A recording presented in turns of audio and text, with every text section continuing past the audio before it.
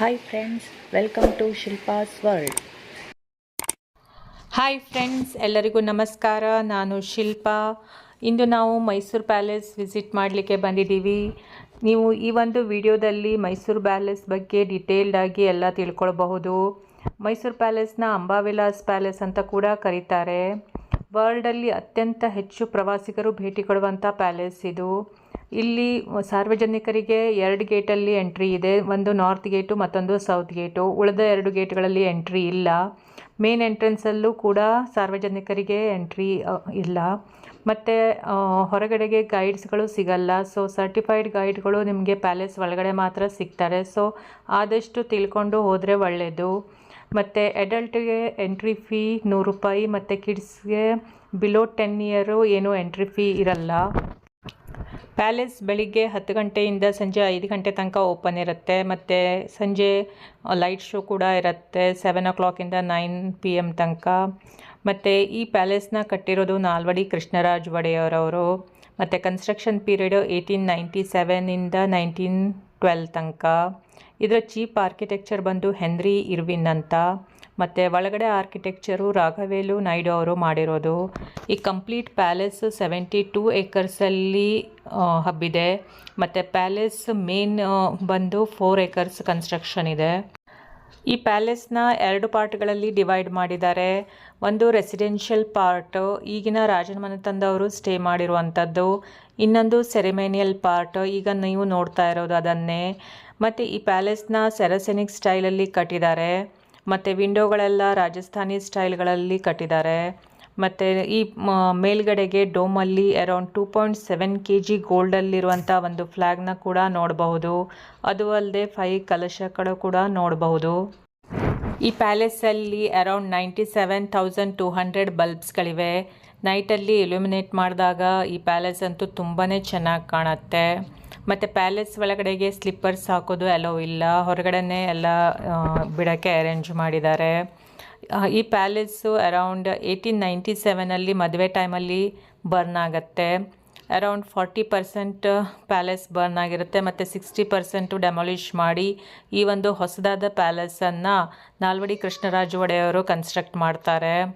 ಮತ್ತು ಇಲ್ಲಿ ನೀವು ನೋಡ್ತಾ ಇರೋದು ಪ್ಯಾಲೇಸ್ನ ಮೇನ್ ಎಂಟ್ರೆನ್ಸ್ ಗೇಟ್. ಇದಕ್ಕೆ ಜಯಮಾರ್ತಾಂಡ ಮಾರ್ಗ ಅಂತ ಕೂಡ ಕರೀತಾರೆ. ಅದು ಅಲ್ಲದೆ ಇಲ್ಲಿ ಕೆಲವೊಂದು ಫೋಟೋಗ್ರಾಫರ್ಸ್ ಕೂಡ ನಿಮಗೆ ಸಿಗ್ತಾರೆ. ಬೇಕಾದರೆ ಇನ್ಸ್ಟಂಟ್ ಫೋಟೋಗಳನ್ನು ಕೂಡ ಕ್ಲಿಕ್ ಮಾಡ್ಕೋಬಹುದು. ತುಂಬ ಚೆನ್ನಾಗಿ ಮಾಡಿಕೊಡ್ತಾರೆ. ಮತ್ತು ಪ್ಯಾಲೇಸ್ ನೋಡಿ ಎಷ್ಟು ಚೆನ್ನಾಗಿ ಕಾಣ್ತಾ ಇದೆ. ನೈಟಲ್ಲಿ ಲೈಟ್ಸ್ಗಳನ್ನು ಇಲ್ಯುಮಿನೇಟ್ ಮಾಡಿದಾಗಲಂತೂ ಮತ್ತೆ ತುಂಬ ಚೆನ್ನಾಗಿ ಕಾಣುತ್ತೆ. ಅದಕ್ಕಾಗಿ ದೇಶ ವಿದೇಶಗಳಿಂದ ತುಂಬ ವಿಸಿಟರ್ಸ್ ಬರ್ತಾರೆ. ದಸರಾ ಟೈಮಲ್ಲಂತೂ ತುಂಬಾ ಕ್ರೌಡ್ ಇರುತ್ತೆ. ಮತ್ತು ನಾವು ಒಳಗಡೆ ಏನೆಲ್ಲ ನೋಡಿದ್ವಿ ಅಂತ ತೋರಿಸ್ತೀನಿ ಬನ್ನಿ ಫ್ರೆಂಡ್ಸ್. ಇಲ್ಲಿ ನೀವು ನೋಡ್ತಾ ಇರೋದು ಹಳೆ ಪ್ಯಾಲೇಸ್ನ ಮಾಡೆಲ್ಲು. ಮತ್ತು ಅದರ ಪಕ್ಕದಲ್ಲಿ ಚಾಮುಂಡೇಶ್ವರಿ ದೇವಿಯ ಉತ್ಸವ ಮೂರ್ತಿಯನ್ನು ಕೂಡ ಇಟ್ಟಿದ್ದಾರೆ. ದಸರಾ ಮೆರವಣಿಗೆ ಟೈಮಲ್ಲಿ ಇದನ್ನೇ ಯೂಸ್ ಮಾಡೋದು. ನೀವು ಇಲ್ಲಿ ನೋಡ್ತಾ ಇರೋದು ನಿಜವಾದ ಆನೆಯ ಚರ್ಮ. ಇದರ ಕಣ್ಣು ಮತ್ತು ದಂತ ಮಾತ್ರ ಆರ್ಟಿಫಿಷಿಯಲ್ಲು. ಇಯರ್ಲಿ ಒನ್ಸ್ ಇದಕ್ಕೆ ಕೆಮಿಕಲ್ ಟಚಪ್ ಮಾಡ್ತಾರೆ. ಹಿಂದೆ 1955 ಬಂಡೀಪುರದಲ್ಲಿ 2 ಆನೆಗಳು ತೊಂದರೆ ಕೊಡ್ತಾ ಇರುತ್ತೆ ಹಳ್ಳಿ ಜನರಿಗೆ. ಸೊ ರಾಜರು ಅದನ್ನು ಭೇಟಿ ಮಾಡ್ತಾರೆ. ಹಾಗೆ ಅಲ್ಲಿಂದ ಮುಂದಕ್ಕೆ ಹೋದರೆ ಆಕ್ಟಾಗನ್ ಶೇಪ್ ಮ್ಯಾರೇಜ್ ಹಾಲ್ ನೋಡಬಹುದು. ಇದರ ಪಿಲ್ಲರು ಮತ್ತು ಆರ್ಚ್ಗಳನ್ನು ಕಾಸ್ಟ್ ಐರನ್ನಿಂದ ಮಾಡಿದ್ದಾರೆ. ಆದರೆ ನೋಡೋಕ್ಕೆ ವುಡನ್ ಪಿಲ್ಲರ್ಸ್ ಥರನೇ ಕಾಣಿಸುತ್ತೆ. ಅದು ಅಲ್ಲದೆ ದೊಡ್ಡದಾದ ಒಂದು ಶ್ಯಾಂಡ್ಲಿಯರ್ ಕೂಡ ಇದೆ. ಅದನ್ನು ಸ್ಕಾಟ್ಲೆಂಡಿಂದ ತರಿಸಿರೋದು. ಮತ್ತು ಸೀಲಿಂಗ್ಸ್ಗಳಲ್ಲೆಲ್ಲ ನಿಮಗೆ ಗೋಥಿಕ್ ಸ್ಟೈಲು ಮತ್ತು ಮೊಘಲ್ ಸ್ಟೈಲ್ ಆರ್ಕಿಟೆಕ್ಚರನ್ನು ನೋಡೋಕ್ಕೆ ಸಿಗತ್ತೆ. ಮತ್ತು ಎಷ್ಟು ಚೆನ್ನಾಗಿ ಕಾಣಿಸ್ತಾ ಇದೆ ಈ ಒಂದು ಮ್ಯಾರೇಜ್ ಹಾಲು. ಎಷ್ಟು ಚೆನ್ನಾಗಿ ಕಾರ್ವಿಂಗ್ಸ್ ಎಲ್ಲ ಮಾಡಿದ್ದಾರೆ. ತುಂಬಾ ಚೆನ್ನಾಗಿ ಕಾಣುತ್ತೆ ನೋಡೋಕ್ಕೆ. ಇಲ್ಲೇ ಮುಂಚೆ ಮಯೂರ ಫಿಲ್ಮ್ದು ಶೂಟಿಂಗ್ಸ್ ಎಲ್ಲ ಮಾಡಿರೋದು. ಅದು ಬಿಟ್ಟರೆ ಇತ್ತೀಚೆಗೆ ಯಾವುದೇ ಒಂದು ಫಿಲ್ಮ್ ಶೂಟಿಂಗ್ಸ್ಗಳಾಗಲಿ ಇದಕ್ಕೆ ಅವಕಾಶ ಮಾಡಿಕೊಡಲ್ಲ. ಯಾಕೆಂದರೆ ಜನ ಡ್ಯಾಮೇಜ್ ಮಾಡ್ತಾರೆ. ಮತ್ತು ಈಗಲೂ ಕೂಡ ಈ ಒಂದು ಪ್ಯಾಲೇಸಲ್ಲಿ ಎಲ್ಲ ವರ್ಕಿಂಗ್ ಕಂಡೀಷನಲ್ಲಿದೆ. ಈ ಪ್ಯಾಲೇಸ್ನ ಇನ್ನೊಂದು ವಿಶೇಷತೆ ಏನೆಂದರೆ, ನೀವು ಇಲ್ಲಿ ನೋಡ್ತಿರುವಂತಹ 2D ಮತ್ತು 3D ಇಫೆಕ್ಟ್ಸ್ ಇರುವ ಕ್ಯಾನ್ವಾಸ್ ಆಯಿಲ್ ಪೇಂಟಿಂಗ್ಸ್ಗಳು. ಇವೇನು ಇಮ್ಯಾಜಿನರಿ ಪೇಂಟಿಂಗ್ಸ್ಗಳಲ್ಲ. ರಿಯಲ್ ಬ್ಲ್ಯಾಕ್ ಆ್ಯಂಡ್ ವೈಟ್ ಫೋಟೋಗಳನ್ನು ನೋಡಿ ಅದರಿಂದ ಪೇಂಟಿಂಗ್ ಮಾಡಿರುವಂಥದ್ದು. 6 ಜನ ಆರ್ಟಿಸ್ಟ್ಗಳು 13 ವರ್ಷಗಳ ಕಾಲ ಈ ಪೇಂಟಿಂಗ್ಗಳನ್ನು ಮಾಡಿದ್ದಾರೆ ಮತ್ತು ತುಂಬ ಚೆನ್ನಾಗಿ ಕಾಣಿಸುತ್ತೆ ಈ ಪೇಂಟಿಂಗ್ಸ್ಗಳು. ನೀವು ಯಾವ ಕಡೆಗೆ ಮೂವ್ ಮಾಡ್ತೀರೋ ಅದೇ ಕಡೆಗೆ ಈ ಒಂದು ಪೇಂಟಿಂಗ್ಸ್ಗಳು ಮೂವ್ ಆಗ್ತಾ ಇರೋ ಥರ ಇಲ್ಯೂಷನ್ ಬರುತ್ತೆ. ಮತ್ತು ತುಂಬಾ ಚೆನ್ನಾಗಿ ಕಲರ್ ಕಾಂಟ್ರಾಸ್ಟ್ ಕಾಂಬಿನೇಷನನ್ನು ಮಾಡಿದ್ದಾರೆ. ಲೈಟ್ ಮತ್ತು ಡಾರ್ಕ್ ಕಲರ್ಗಳನ್ನು ಯೂಸ್ ಮಾಡಿರುವಂಥ ಟೆಕ್ನಿಕ್ಕು ತುಂಬ ಚೆನ್ನಾಗಿದೆ. ಅದರಿಂದಾಗಿ ಒಂದು 2D 3D ಇಫೆಕ್ಟ್ಸ್ ಬರುತ್ತೆ. ಮತ್ತು ಈ ಎಲ್ಲ ಪೇಂಟಿಂಗ್ಸ್ಗಳು ಹಾಳಾಗಬಾರ್ದು ಅನ್ನೋ ಕಾರಣಕ್ಕೆ ಇಲ್ಲಿ ಸ್ಲಿಪ್ಪರ್ಸ್ ಎಲ್ಲೋ ಇಲ್ಲ. ಸೊ ಯಾವುದೇ ಡಸ್ಟ್ಗಳಿಂದಾಗಲಿ ಈ ಪೇಂಟಿಂಗ್ಸ್ಗಳು ಹಾಳಾಗಬಾರ್ದು ಅನ್ನೋದು ಉದ್ದೇಶ. ಮತ್ತು ಇದನ್ನು ನೋಡಲಿಕ್ಕೂ ಕೂಡ ತುಂಬ ಕಡೆಗಳಿಂದ ಜನ ಬರ್ತಾರೆ. ನಾವು ಹೋದಾಗಲೂ ಕೂಡ ಸ್ವಲ್ಪ ಕ್ರೌಡ್ ಇತ್ತು. ಇಲ್ಲಿ ನೀವು ನೋಡ್ತಾ ಇರ್ಬೋದು ಆನೆಗಳ ಒಂದು ಪೇಂಟಿಂಗ್ಸ್ಗಳು ಎಷ್ಟು ಚೆನ್ನಾಗಿ ಮಾಡಿದ್ದಾರೆ. ತುಂಬಾ ಚೆನ್ನಾಗಿತ್ತು ಎಲ್ಲ ಪೇಂಟ್ಗಳು. ನೆಕ್ಸ್ಟ್ ನೀವು ನೋಡ್ತಾ ಇರೋದು ಇಲ್ಲಿ ವುಡನ್ ಡೋರು. ಮೇಲ್ಗಡೆಗೆ ಗಜಲಕ್ಷ್ಮಿ ಕಾರ್ವಿಂಗು ಮತ್ತು ಅದರ ಕೆಳಗಡೆಗೆ ಗಂಡಬೇರುಂಡ ಕಾರ್ವಿಂಗ್ಸು ಹಾಗೂ ಇನ್ನೂ ವೆರೈಟಿ ಆಫ್ ಕಾರ್ವಿಂಗ್ಸ್ಗಳೆಲ್ಲ ಮಾಡಿದ್ದಾರೆ. ಇದನ್ನು ಬರ್ಮಾ ಟೀಕ್ ವುಡ್ಡಿಂದ ಮಾಡಿರುವಂಥದ್ದು ಮತ್ತು ಇದನ್ನು ಕೂಡ ಇಯರ್ಲಿ ಒನ್ಸ್ ಪಾಲಿಷ್ ಮಾಡ್ತಾರೆ. ಸೊ ಎಷ್ಟು ಚೆನ್ನಾಗಿ ಕಾಣ್ತಾ ಇದೆ ನೋಡಿ ಫ್ರೆಂಡ್ಸ್ ಈ ಒಂದು ವುಡನ್ ಡೋರು. ಹಾಗೆ ಮುಂದಕ್ಕೆ ಹೋದರೆ ರಾಜಮನೆತನದವರ ಫೋಟೋಸ್ ಹಾಗೂ ಪೇಂಟಿಂಗ್ಸ್ಗಳನ್ನು ನೋಡಬಹುದು. ಎಷ್ಟು ಚೆನ್ನಾಗಿ ಮೇಂಟೈನ್ ಮಾಡಿದ್ದಾರೆ. ಆಗಿನ ಕಾಲದಿಂದಲೂ ಈಗಿನ ತನಕನೂ ಅದನ್ನು ನೀಟಾಗಿ ಅರೇಂಜ್ ಮಾಡಿ ಹಾಗೆ ಕಾದುಕೊಂಡು ಬಂದಿದ್ದಾರೆ. ಮತ್ತು ಈ ಒಂದು ಪ್ಯಾಲೇಸಲ್ಲಿ ರಾಜಾ ರವಿವರ್ಮರವರದ್ದು 2 ಪೇಂಟಿಂಗ್ಗಳಿವೆ. ಒಂದು ನೀವು ಈ ಫ್ಲೋರಲ್ಲಿ ನೋಡಬಹುದು, ಇನ್ನೊಂದು ಮೇಲ್ಗಡೆ ಫ್ಲೋರಲ್ಲಿ ಸೀತಾ ಸ್ವಯಂವರ ಪೇಂಟಿಂಗ್ ಇದೆ. ಸೊ ಅದು ರಾಜಾ ರವಿವರ್ಮರವರ ಕೊನೆಯ ಪೇಂಟಿಂಗು. ಮತ್ತು ಇದರಿಂದಲೇ ನಿಮಗೆ ಒಂದು ಅಂದಾಜು ಬರ್ಬೋದು ರಾಜರು ಆಗಿನ ಕಾಲದಲ್ಲಿ ಪೇಂಟಿಂಗ್ಸ್ಗೆ ಎಷ್ಟು ಪ್ರಾಮುಖ್ಯತೆಯನ್ನು ಕೊಡ್ತಾ ಇದ್ರು ಅಂತ. ಇಲ್ಲಿ ನೀವು ನೋಡ್ತಾ ಇರೋದು ನಾಲ್ವಡಿ ಕೃಷ್ಣರಾಜರವರ ಪೇಂಟಿಂಗು ಮತ್ತು ಅದರ ಪಕ್ಕದಲ್ಲಿ ಕಂಠೀರವ ರಾಜರ ಪೇಂಟಿಂಗು. ಬೆಂಗಳೂರಲ್ಲಿ ಕಂಠೀರವ ಸ್ಟೇಡಿಯಮನ್ನು ಕಟ್ಟಿರೋದು ಇವರೇ, ಕಂಠೀರವ ನರಸಿಂಹರಾಜ ಒಡೆಯರು. ಮತ್ತು ಪಕ್ಕದಲ್ಲಿ ರಾಜಮಾತೆಯ ಒಂದು ಪೇಂಟಿಂಗ್ ಕೂಡ ನೋಡ್ಬೋದು. ಸೊ ಈ ಸೀರೆಯಲ್ಲಿ ನೀವು ನೋಡಿರುವಂಥ ವರ್ಕು ಇತ್ತೀಚಿನ ದಿನಗಳಲ್ಲಿ KSIC ಸಿಲ್ಕ್ ಸ್ಯಾರೀಸ್ಗಳಲ್ಲಿ ನೋಡಬಹುದು. ಇಲ್ಲಿರುವಂಥ ಮ್ಯಾಕ್ಸಿಮಮ್ ಪೇಂಟಿಂಗ್ಸ್ಗಳನ್ನು ಲೋಕಲ್ ಆರ್ಟಿಸ್ಟ್ಗಳು ಮಾಡಿರುವಂಥದ್ದು. ಅದು ಅಲ್ಲದೆ ಗೋಲ್ಡನ್ ಫ್ರೇಮ್ ಇರುವಂಥ ಪೇಂಟಿಂಗ್ಗಳನ್ನು ಕೂಡ ನೋಡಬಹುದು. ನೆಕ್ಸ್ಟ್ ಇಲ್ಲಿ ನೀವು ನೋಡ್ತಿರುವಂಥದ್ದು ಯಾವುದೇ ಜ್ಯುವೆಲರಿ ಬಾಕ್ಸ್ ಆಗಲಿ ಅಥವಾ ಬೇರೆ ವುಡನ್ ಬಾಕ್ಸ್ ಆಗಲಿ ಅಲ್ಲ. ಇವು ಮ್ಯಾರೇಜ್ ಇನ್ವಿಟೇಷನ್ ಕಾರ್ಡ್ಗಳು. ಸ್ಯಾಂಡಲ್ವುಡ್ ಮತ್ತು ಸಿಲ್ವರಿಂದ ಮಾಡಿರುವಂಥದ್ದು. ಆಗಿನ ಕಾಲದಲ್ಲಿ ಈ ಥರದ ಒಂದು ಮ್ಯಾರೇಜ್ ಇನ್ವಿಟೇಷನ್ ಕಾರ್ಡ್ಗಳನ್ನು ಕೊಡ್ತಾಯಿದ್ರು ರಾಜರಿಗೆ. ಸೊ ಬೇರೆ ಬೇರೆ ಕಡೆಗಳಿಂದ ರಾಜರಿಗೆ ಬಂದಂಥ ಇನ್ವಿಟೇಷನ್ ಕಾರ್ಡ್ಗಳನ್ನು ಇಲ್ಲಿ ನೋಡ್ಬೋದು. ತುಂಬ ಚೆನ್ನಾಗಿವೆ ಇವೆಲ್ಲ ಕೂಡ ನೋಡೋಕ್ಕೆ, ಮತ್ತು ಚೆನ್ನಾಗಿ ಮೇಂಟೈನ್ ಕೂಡ ಮಾಡಿದ್ದಾರೆ. ಇಲ್ಲಿ ನೀವು ನೋಡ್ತಾ ಇರುವಂತಹ ವಾಲ್ ಟೈಲ್ಸ್ಗಳಾಗಲಿ ಹಾಗೂ ಫ್ಲೋರ್ ಟೈಲ್ಸ್ಗಳಾಗಲಿ ಬೇರೆ ಬೇರೆ ದೇಶ ವಿದೇಶಗಳಿಂದ ತಂದಿರುವಂಥದ್ದು. ಸೊ ಅದರಿಂದಾಗೆ ಒಂದು ಗ್ರ್ಯಾಂಡ್ ಲುಕ್ ಕಾಣುತ್ತೆ ಈ ಪ್ಯಾಲೇಸ್ಗೆ. ನನ್ನ ಹಿಂದೆ ಕಾಣ್ತಾ ಇರುವ ಪೇಂಟಿಂಗಲ್ಲಿ ನೀವು ಆಗಿನ ಕಾಲದ ರಾಣಿಯರು ಯೂಸ್ ಮಾಡ್ತಾ ಇದ್ದಂತಹ ಚಾರೆಟ್ ನೋಡ್ಬೋದು. ಹಾಗೆ ಬೆಳ್ಳಿ ರಥ ಕೂಡ ನೋಡಬಹುದು. ಇದು ರಾಜಮನೆತನದವರ ಪಬ್ಲಿಕ್ ಪ್ರಾಪರ್ಟಿ. ಅದು ಅಲ್ಲದೆ ಇಲ್ಲಿ ಕುಸ್ತಿ ಅಖಾಡ ಕೂಡ ನೋಡಬಹುದು. ನೀವು ಇಲ್ಲಿ ನೋಡ್ತಾ ಇರೋದು 2 ಹೊಲೋ ಬ್ರಾಸ್ ಜಾಗ್ವಾರ್ಗಳು. ಇದನ್ನು ಸ್ಕಾಟ್ಲ್ಯಾಂಡಿಂದ ತರಿಸಿರೋದು. ಇದು ನೋಡೋಕ್ಕೆ ಸ್ಟೋನ್ ಥರನೇ ಕಾಣಿಸುತ್ತೆ. ಇದೇ ಥರ ಔಟ್ಸೈಡ್ ಕೂಡ 6 ಜಾಗ್ವಾರ್ಗಳಿವೆ. ನೋಡೋಕ್ಕೆ ತುಂಬಾ ಚೆನ್ನಾಗಿದೆ. ಇಲ್ಲಿ ನೀವು ಸಿಲ್ವರ್ ಚೇರ್ ಮತ್ತು ಹಾಗೆ ಕ್ರಿಸ್ಟಲ್ ಚೇರ್ಗಳನ್ನು ನೋಡಬಹುದು. ಡ್ರೆಸ್ಸಿಂಗ್ ಟೇಬಲ್ ಕೂಡ ಇದೆ, ಅದು ಕೂಡ ರಾಜರ ಕಾಲದ್ದು. ಇಲ್ಲಿರುವಂಥ ಒಂದು ಸೆಂಟ್ರಲ್ಲಿ ಫೋಟೋ ಫ್ರೇಮು, ಇದು ಒಂದು ಗಜೇಂದ್ರ ಆನೆಯದ್ದು. ಆ ಆನೆಯ ನೆನಪಿಗೋಸ್ಕರ ಇದನ್ನು ಮಾಡಿಸಿದ್ದಾರೆ ರಾಜರು. ಅದರದ್ದು ನಿಜವಾದ ದಂತಗಳನ್ನು ಯೂಸ್ ಮಾಡಿದ್ದಾರೆ ಮತ್ತು ಮೇಲ್ಗಡೆ ಗಂಡಬೇರುಂಡ ಎಂಬ್ಲಮ್ ಕೂಡ ಇದೆ. ಇಲ್ಲಿ ನೀವು ನೋಡ್ತಿರುವಂಥದ್ದು ವುಡನ್ ಫ್ರೇಮ್ ಸೀಲಿಂಗು. ಇದು ಟೀಕ್ವುಡ್ಡಿಂದ ಮಾಡಿರುವಂಥದ್ದು. ಎಷ್ಟು ಚೆನ್ನಾಗಿ ಕಾರ್ವಿಂಗ್ ಮಾಡಿದ್ದಾರೆ ನೋಡಿ.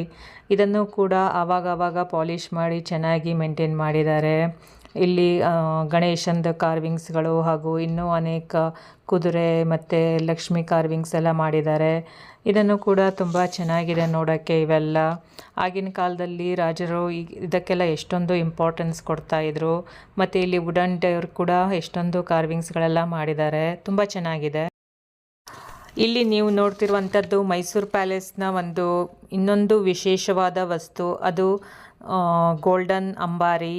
ಇದರ ತೂಕ 750 kg ಮತ್ತು ಆ್ಯಕ್ಚುಲಿ ಇದರಲ್ಲಿ 80 kg ಗೋಲ್ಡ್ ಇದೆ. ಮುಂಚೆ ದಸರಾ ಮೆರವಣಿಗೆ ಟೈಮಲ್ಲಿ ಇದರ ಮೇಲೆ ರಾಜರು ಕೂರ್ತಾ ಇದ್ರು. ಈಗ ಚಾಮುಂಡೇಶ್ವರಿ ದೇವಿಯ ಮೂರ್ತಿಯನ್ನು ದಸರಾ ಮೆರವಣಿಗೆಗೆ ಇದರ ಮೇಲೆ ಕೂರಿಸ್ತಾರೆ. ಮುಂಚೆ ಟಿಪ್ಪು ಸುಲ್ತಾನು ಈ ಅಂಬಾರಿಯನ್ನು ನೆಲಮಾಳಿಗೆಯಲ್ಲಿ ಬಚ್ಚಿಟ್ಟಿರ್ತಾನೆ. ಅದನ್ನು ದಿವಾನ್ ಪೂರ್ಣಯ್ಯನವರು ಮತ್ತೆ ರಾಜರಿಗೆ ತಲುಪಿಸ್ತಾರೆ. ಸೊ ಅದರಿಂದಾಗಿ ನಾವು ಈಗ ಈ ಒಂದು ಚಿನ್ನದ ಅಂಬಾರಿಯನ್ನು ದಸರಾ ಮೆರವಣಿಗೆಯಲ್ಲಿ ನೋಡಬಹುದು. ನೀವು ಇಲ್ಲಿ ನೋಡ್ತಿರುವಂಥದ್ದು ರಾಜ ರವಿವರ್ಮ ಅವರ ಕೊನೆಯ ಪೇಂಟಿಂಗ್ ಸೀತಾ ಸ್ವಯಂವರ. ಇದರಿಂದನೇ ಗೊತ್ತಾಗತ್ತೆ ಮೈಸೂರು ರಾಜರು ಕಲೆಗೆ ಎಷ್ಟೊಂದು ಮಹತ್ವವನ್ನು ಕೊಡ್ತಾ ಇದ್ರು ಅಂತ. ಈ ಒಂದು ಪೇಂಟಿಂಗ್ ನಂತರ ರಾಜ ರವಿವರ್ಮ ಅವರು ತೀರ್ಕೊಳ್ತಾರೆ. ಸೊ ಅದೊಂದು ನಮಗೆ ದೊಡ್ಡ ಲಾಸ್ ಅಂತಲೇ ಹೇಳ್ಬೋದು. ಮತ್ತು ನೀವು ಇಲ್ಲಿ ನೋಡ್ತಾ ಇರೋದು ಒಂದು ಮೇನ್ ಅಟ್ರಾಕ್ಷನ್ ಪ್ಯಾಲೇಸ್ದು ದರ್ಬಾರ್ ಹಾಲ್. ಮೈಸೂರು ಪ್ಯಾಲೇಸ್ನ ಇನ್ನೊಂದು ವಿಶೇಷತೆ ಅಂದರೆ ಇಲ್ಲಿ ನೀವು ನೋಡ್ತಿರುವಂಥ ಹಾಲು. ಇಲ್ಲಿ 42 ಪಿಲ್ಲರ್ಗಳಿವೆ. ಮತ್ತು ಈ ಒಂದು ಕಮಾನುಗಳನ್ನು ನೋಡಿದ್ರೆ ಒಂದು ಎಂಡಿಂದ ಇನ್ನೊಂದು ಎಂಡ್ ತನಕ ನೋಡಬಹುದು. ಎಲ್ಲ ಆರ್ಚ್ಗಳು ಕೂಡ ನೀಟಾಗಿ ಕಾಣಿಸುತ್ತೆ.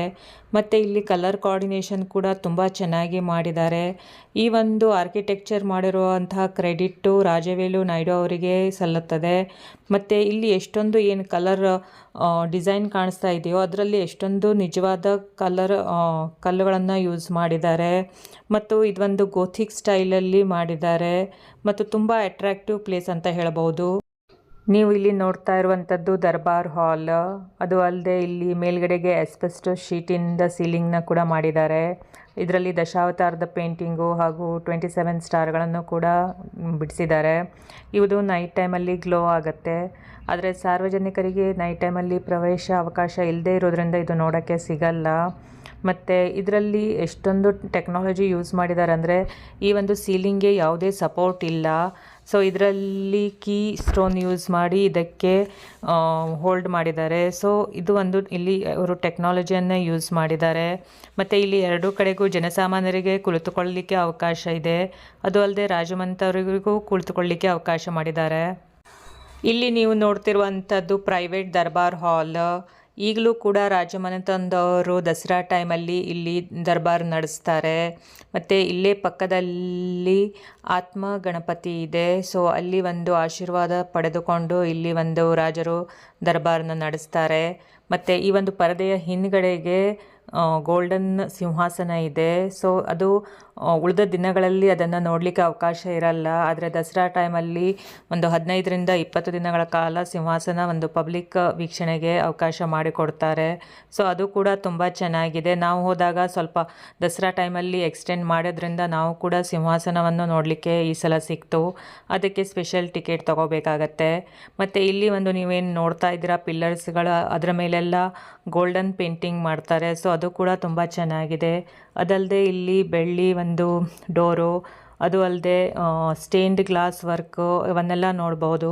ಮತ್ತು ಒಂದು ಡೋರ್ನ ಆನೆಯ ದಂತದಿಂದನೇ ಮಾಡಿದ್ದಾರೆ. ಸೊ ಅದು ಕೂಡ ತುಂಬ ಚೆನ್ನಾಗಿದೆ ನೋಡಲಿಕ್ಕೆ. ಪ್ಯಾಲೇಸ್ನ ನೋಡಿಕೊಂಡು ಹಾಗೆ ಹೊರಗಡೆ ಬಂದರೆ ಇಲ್ಲಿ ಈಗಿನ ರಾಜಮನೆತನದವರು ಇರುವಂಥ ಒಂದು ಮನೆನ ನೋಡಬಹುದು. ಇಲ್ಲಿ ಒಳಗಡೆಗೆ ಆದರೆ ಸಾರ್ವಜನಿಕರಿಗೆ ಅವಕಾಶವಿಲ್ಲ. ಮತ್ತು ಫುಲ್ಲು ಒಂದು ಮೈಸೂರು ಪ್ಯಾಲೇಸ್ನ ನೋಡಲಿಕ್ಕೆ ಅರೌಂಡ್ ಮಿನಿಮಮ್ 2 to 3 hours ಬೇಕು.